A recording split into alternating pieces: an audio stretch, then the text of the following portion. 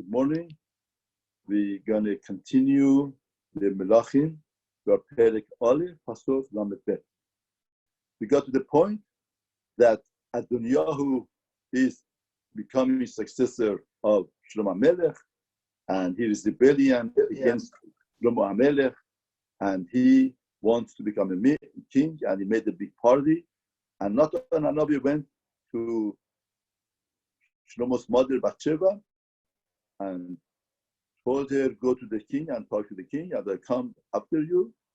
And they come and they talk to David HaMelech to resolve this problem. It's very important. From here we learn out that how important it is to take care of the machloket. In other words, if they would have let David HaMelech die, that machloket would have been such a great machloket in Kahal Israel between the family. Therefore, first of all, Melachim, the Sefer Melachim king, starts with the point to tell us power is dangerous. Power corrupts. Therefore, here is a matter of power. In other words, see what brothers, that brother. What, in other words, as they say, the politics doesn't know parents. So clearly we see here. Now, we see that Natan and Bathsheba is working out to terminate the machloket and argument, and that's an important point in life. In other words, what's more important than the power itself? The greatest power in the world is shalom, to create shalom, to go after shalom. Because at the end of the day, the greatest will of HaKadosh Baruch Hu is shalom. Hashem doesn't care for money. Hashem doesn't care for prestige, doesn't care for anything. Hashem cares for shalom. Shalom is the most important thing. Like we see in Chazal by Navi. Navi tells us at the time of Melachim that there was a great machloket in Kahal Israel, and they were over Hashem, but was great machloket. They would go to war and they would lose the war. And another melech that everybody was over Avodah Zarah, but they were good to each other, and they would go to war and they would succeed. Therefore, you see, you want HaKadosh Baruch Hu shalom. Shalom brings HaKadosh Baruch Hu, brings Shekhinah. Here also now we see David HaMelech, even though that is very weak and it's the end of his life, he doesn't have that much power, he empowers himself to take care of this matter that should not be a machloket in the family. Now, from here we learn out, it's very important that parents should make sure that after 120 years should not be a machloket between children. Anything that has potential of argument between children should be resolved. First of all, it's very important that the parents should write a will. That that after 120 years, there should be an argument with the children. Because once the money comes in the picture, I'm a rabbi community. As a rabbi, I see what happens in the community. How could money corrupt people, and brothers and sisters, they get away from each other and they wouldn't talk to each other. It becomes the argument for years and years. Therefore, very simply, parents could take care of it. First of all, they have to have a will, very clear will to say what to do. In other words, now the question is that the Torah says that the Zachar, son, is going to be inherit, not the daughters. Now the question is, how should we go about it? Now, Rabbi Yosef came to Iran and made a takana that Chatzi Zachar, in other words, he made a takana somehow that should be okay, that the ladies should get half of the daughters should get half of the son. In other words, the female would get half of what Zachar gets. Male gets one portion, half portion. And he made takana and was established. Now that takana, what does that mean? That means to say legally it worked it out that shouldn't be a din of Yerusha inheritance, rather than Yerusha is matana mechayim. In other words, the father would give a gift before his death. And that's the way to make it. Now here also, person should write a will, and the will that they write, in other words, legally, you make it legally. Sometimes legally it's against Torah. In other words, you cannot make a condition against Torah. If Torah says that the only male should get the Yerusha, you can't write the will that the women should get Yerusha, the daughters should get. is against Torah, and that doesn't work. It's butter. But what we could do is the lawyer should work with the rabbi to work out that he would give matana mechaim, he would give gift before his death, and we would divide it. Now the recommendation is that that the husband should give over everything to wife, or wife to the husband. Whoever goes to Olam Haba first, he would give over to the other one. We want to do that because we don't want that any of them would be under the children, especially the mother. We don't want to make it the mother would be under the children, and a lot of times, a lot of argument comes about. There is a house, there is a place, whatever that is. The children, they want to sell and they want to kick out the mother from the house, and it creates a lot of complication. Therefore, the way that should be done is that one would give to the other one. Once both live that, then in America, the best thing is to be divided equally. You can't make a chatzi zochar. In other words, we had a discussion with Rabbanim, America, Persian Rabbanim, what should we do, how should we do about it? And the haskama is that should divide it equally. In other words, it's very hard to distinguish between daughter and the son. I know there's a mentality, back mentality Persian is different, but there's no difference. And the person should divide equally. And the other thing is that even the jewelry of the wife should be mentioned specifically, what to go to what and what to go to whom. And that's very important. I'm talking about these things. We learn from Navi. Navi is telling us whatever that we could do to avoid machloket, the person should. Now, David HaMelech, even though that is very weak and it's very old, and Sefer Pop says, ויאמר המלך דוד חירו לי לסעוד הכהן ואחר הנביא ובנו בן יהודה ויאמר לפני המלך. David says, חירו לי, call for me. In other words, without any delay. Without any delay, David HaMelech is saying that call for me. Without any delay, he's saying that ויאמר המלך דוד, ויאמר המלך דוד. In other words, it's interesting. We have David HaMelech or HaMelech David. When Navi says HaMelech David, King David, or David the king, what's the difference? No, the Navi, whatever that he says is meduyach, is exact. When Navi is saying HaMelech David, in other words, there's a big difference between HaMelech David or David HaMelech. HaMelech David means the major point is the authority as a king. That makes it today. David HaMelech means the main point is David, the personality, the person of David, just happens to be a king. Now, HaMelech David, in other words, what he's doing over here, it's not a David, it's kingship. The king has to clear who is going to be successor. And that is what HaMelech has to do. HaMelech David, literally call for me, the Sadok HaKohen. The Sadok HaKohen, we need Kohen Gadol. In other words, there are three people in charge of Am Yisrael.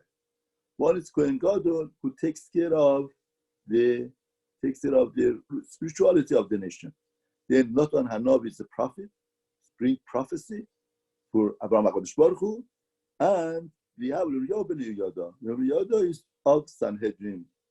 He was the one who was in charge of the Sanhedrin, and that's the justice of the nation and the nation. Therefore, these three main people that David trusts, called them, they came right away. And Amelech told them, you should take with yourself Avdei Adonechem, you should take with yourself the servants of your master, Avdei Adonechem, the servants of your master. In other words, here, David HaMelech saying that you should take the Avdei Adonechem. In other words, the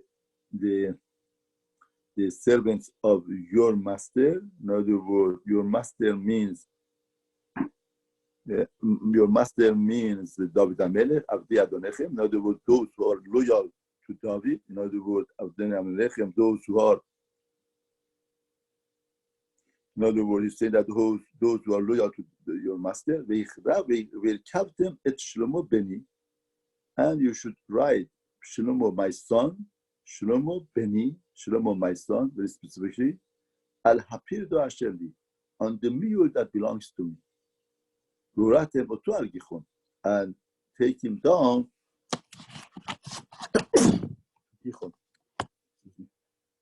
Excuse me. And take him down to Gichon. In other words, now what is it telling them that you have to? In other words, now David HaMelech is deciding to stop the machloket. He has to make Shlomo king while he's alive. In the last minutes or last days of his life, Shlomo should become a king. Now, what is Pirda Sheli? Pirda Sheli means the mule that I have. Rashi says, Pirda Sheli, Kusiman lo sheimloch. In other words, the fact that he lets Shlomo use his Pirda mule Shelo, in other words, the chariot of his, now nobody is allowed to use the things of the king. Only king could use. If Shlomo is using the mule of the Melech, the chariot of the king, that shows that the signal that Shlomo is the king, and take him to the Gichon. Gichon is the Ma'ayan Hashiluach. In other words, Ma'ayan spring water. Now, from here we learn out why do we have to go to spring of water? Simon Shemshah Malchuto. In other words, just like a Ma'ayan, in other words, like the Mishnah in Avot says, a person should be like a Ma'ayan. So we have different type of supply of water. We have a river, we have a lake, we have a pool, we have a well, and we have a Ma'ayan. Now, the supply of the water of lake, river, and all of them, as long as you have water inside, you have. Once you finish, you finish. But Ma'ayan is a spring. Spring has its own self-power to draw water from under the ground. The Ma'ayan, when the water comes with the pressure, with power.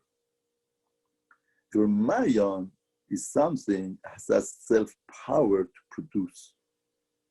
Therefore, in Navi, whenever that they wanted to atone a king as a kingship, as a king, they did next to the Ma'ayan. In other words, they want your malchut to last. You have to empower yourself. The power has to come forth within yourself. It's very interesting that in Torah, the leadership is not and worshiping a person or empowering a person. Leadership in Torah works just the opposite. A person empowers Yusha with whatever that is. And through that empowering himself, then he connects the nation. Then the power of gravity works and it puts the nation together. It's not forcefully comes and gathers the nation. It's not what, in other words, the collection of the nation. And then the collection of nation, they give him the power, empower him. No. In other words, it has to be like a spring. Within has power to produce, to make water, and that's the way to do it. In other words, if somebody has this one day, it would be over. Doesn't help. The greatest supply is if you are a self-producer. If you could produce, let's say it's a learning. Somebody cannot learn, always has to learn with somebody else. Then its learning is not productive. It cannot. Once learning is learning, when a person could learn by himself, he could dig by himself, could take a Gemara and learn myself, Mishnah by himself, the businessman. As long as it's depending on others, and others he has to work it out with others, and he has to, in other words, in making the profit, it depends on other people, then it's much harder for him to grow. The more In other words, very interesting. Rambam says there are eight different ways of giving tzedakah, helping somebody, charity. And Rambam comes along and he says the eighth one is finding a job for somebody. Imagine somebody gives $100,000 to a poor person, and somebody else finds him a job. Now we'll ask you, who did the greater job? Who did the greatest tzedakah? Rambam is saying the one who finds him a job did the greatest tzedakah. Why? Finding a job is the greatest tzedakah than giving $100,000. He gave so much money from himself. The other one just found him a job. There's a ma'ya. In other words, if you find him a job, he becomes the producer of his own parnasa. And that's the greatest bracha. That's the greatest bracha. And, but the other one, once I was talking to a businessman, the businessman said, always Torah works against the da'at of people.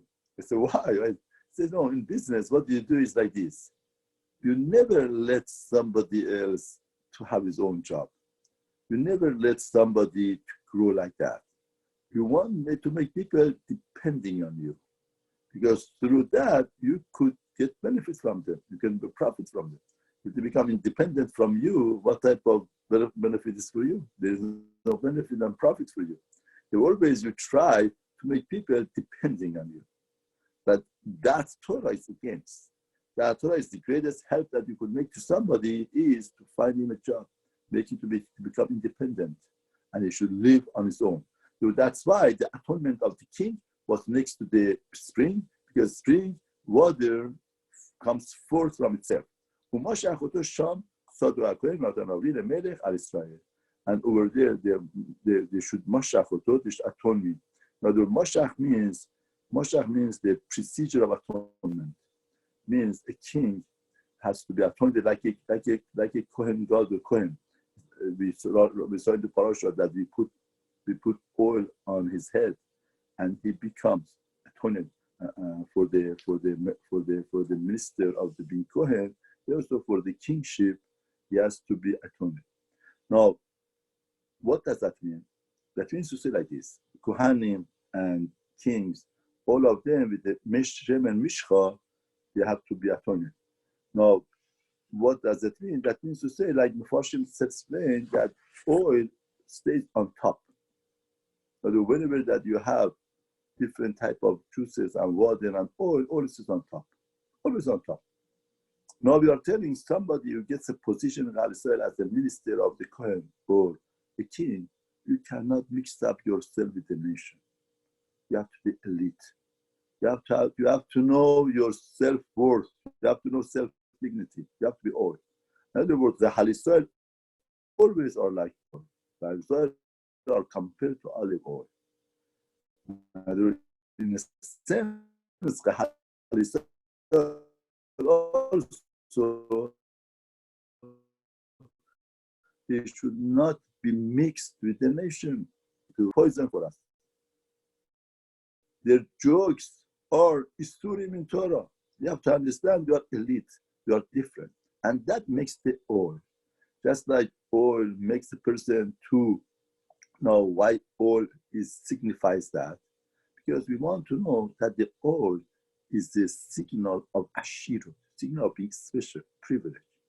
We want to understand that being elite, to be different, it shouldn't be a burden. It should be like an oil, like an oil that person puts perfumes and makes himself to be pleasant, to make the body pleasant, skin pleasant, and fresh.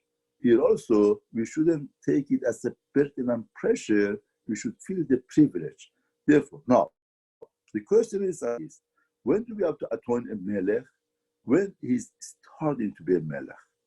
But if he's a son of a melech, he doesn't need to be. But here, Shlomo HaMelech said, just for this case, to make atonement. Why? Because there was a question whether who is going to be the king. Here he wanted to make sure that the son Shlomo HaMelech is the king. And you come after him, Uba v'yashav al kisi, and you should come and sit on my throne. In other words, in my lifetime, usually it's not like that, but here should be. Not only he should sit on my throne, no. We have a lot of times in countries that somebody sits on throne, like Elizabeth in England, that it just is the formal. But who does the rulership? Somebody else, the vice president, what somebody. Now, and he would become a king. But that's like I was a king. And he would be a Nagid, would be a leader, Al Israel al Yehuda, on Israel and Yehuda. And I don't want to split up between Israel and Yehuda. In other words, sit my throne. Yes. In other words, we need the king to have the majesty of the Malchut. Once there is the majesty of the Malchut, then you deal with him differently. It has to have the prestige of the king. And he would the Melech after me. Now, maybe after me would be for our family of Shevet Yehuda, and it would be leadership, Al Yisrael Al Yehuda, on everybody. Vayan ben Yada, Etamer ben Yada, answer the Melech, Amen, should be like that. Tel Yomar Hashem, Lekei Adoni HaMelech. And also that should be the will of Hashem, Lekei Adoni HaMelech, the God of my master, the king. Hashem Hashem Adoni HaMelech. Just like Hashem was with my master, the king David. Ken Yehi, and should be Im Shlomo V'Shlomo, we get the Etkiso, Mikiste Adoni HaMelech. And his throne should become even better than my thing. His general army is studying and saying that Hashem should will like that. And this is a very crucial statement here. He says that he says, throne of Shlomo, your son, should be greater than you. Now, is it proper to say something like that or not? No, Chazal say from here, we see that the father doesn't have any jealousy of his children. In other words, saying something like that, in other words, tell somebody that, he is your successor, he should be more successful than you in business or something. Therefore, it creates some type of feelings of jealousy, irritations. And the person has to be very careful with the feelings of other people. Now, how could he say something like that to David HaMelech? First of all, from here we learn how sensitive a person should be. Person is not allowed to say something to arouse jealousy of somebody against somebody else. I have to be very careful how to talk, not to create jealousy between children, not to create jealousy between people. In other words, everybody has his own chivut, his own stand. A lot of times our attitude, our actions create jealousy. Therefore here, Chazal have a time on him. How could you talk like that? Chazal learned from here that the father is not jealous to his children. Let them grow even greater than him, that would be fine. Vayeret Sadok. And the other thing that we learn from here is very interesting also, that from this Chazal we see, if it wasn't his son, let's say that somebody else would substitute David, he would not be allowed to say that statement, even to David HaMelech. Even to David HaMelech. Now, one would come and tell me that, David HaMelech is the father of Musa, father of having good mitzvot, good character, good characteristics. He was the one who captured everything. Now, if somebody else becomes king, we cannot tell in front of him that your kingdom would be greater. In other words, this kingdom would be greater than you. We should not say, we could say because it was his son. If it wasn't his son, we cannot say. Now, one could ask, how come not? Why not? I was in a gathering, in a party, and there was a question of kibbudim. I told the person that, no, this is a greater person, he's older, you have to mechabed him. He said, no, I don't want to do that in a family relationship. He said, no, people have to have musar. To understand, in Torah, there are two perspectives. One perspective is, Adam le'atzmo, the person for himself, yes, you have to have musar. They give you kavod, they don't give kavod, it doesn't matter, what is it? Person should not fight for kavod. In other words, person has to understand who fights for kavod is animalistic, jungle. Jungle, people fight for each other, for positions, for food, for taiva, for being, showing the power. Therefore, that's animalistic characteristics. Person should not do that. But it's a very important point to understand. When you are relating to people, you can't do that. When you relate to people, you have to act properly. You have to give the kavod to whoever deserves the kavod in the proper way. That's your job.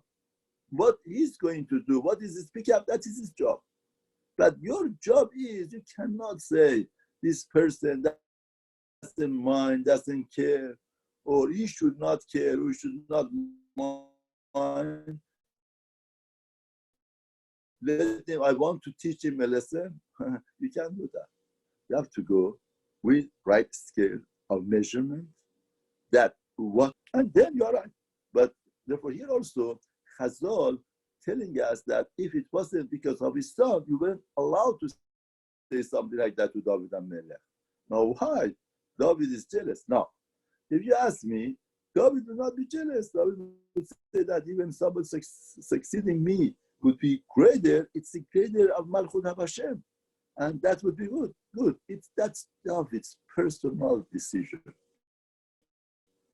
But the way that you have to keep the distance, you have to keep the kavod and honor. You should not arouse jealousy. And that's a very important lesson in life. A lot of times, a lot of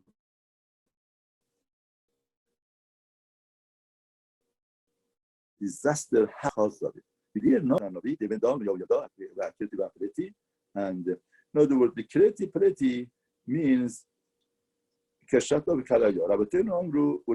other words, the old Yonatan says Kreti means those who have the bow and those who have kashtaya v'kal'aya. Now there are two types of bows that people weapons that they use.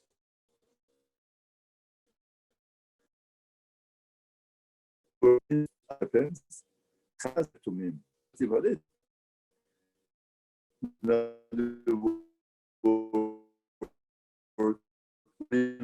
means that in the Choshen of Kollel to mean that whenever that they had a question, they would ask Urim Vetumim. And they ruled of the king, David, and they took him to Gichon.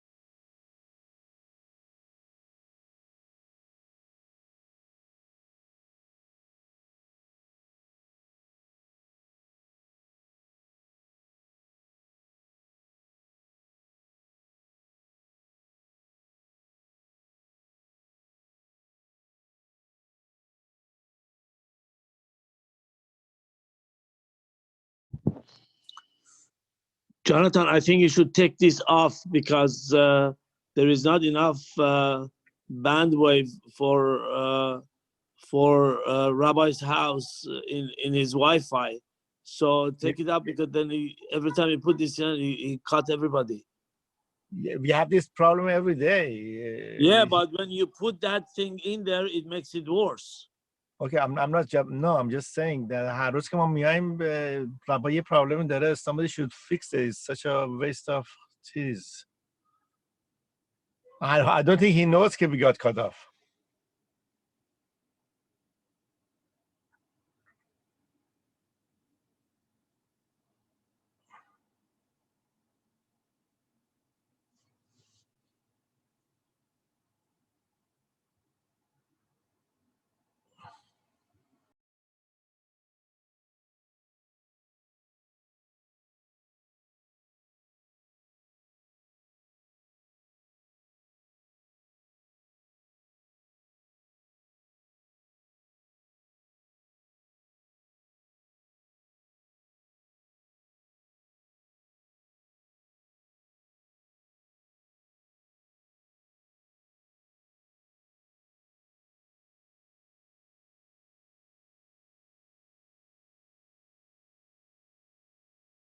Hello? Hello.